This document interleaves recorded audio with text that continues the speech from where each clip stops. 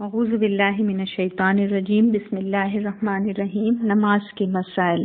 آج کی حدیث نمبر 573۔ 10 برس کی عمر میں اگر بچہ نماز کا عادی نہ بنے تو اسے مار کر نماز پڑھوانی چاہیے۔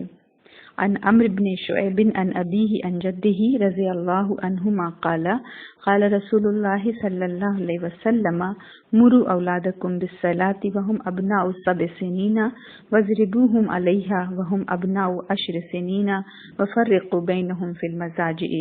رواہ ابو داود۔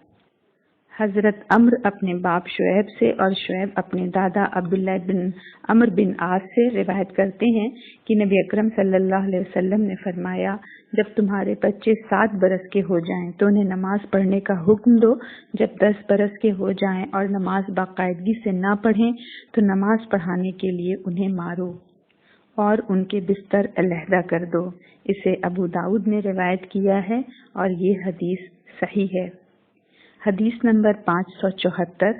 صرف نماز عصر کا فوت ہو جانا ایسا ہے جیسے کسی کا مال اور اہل و عیال لٹ جائے۔ عن ابن عمر رضی اللہ عنہما قال قال رسول اللہ صلی اللہ علیہ وسلم الذی تفوتہ صلاة العصر فکأنما وطر اہلہ ومالہ۔ متفق علیہ۔ حضرت عبداللہ ابن عمر رضی اللہ عنہ کہتے ہیں کہ نبی اکرم صلی اللہ علیہ وسلم نے فرمایا، جس شخص کی نماز عصر فوت ہو جائے اس کی حالت اس شخص کی طرح ہے جس کا اہل و عیال اور مال و اسباب سب ہلاک ہو گیا ہو۔ اسے بخاری نے روایت کیا ہے۔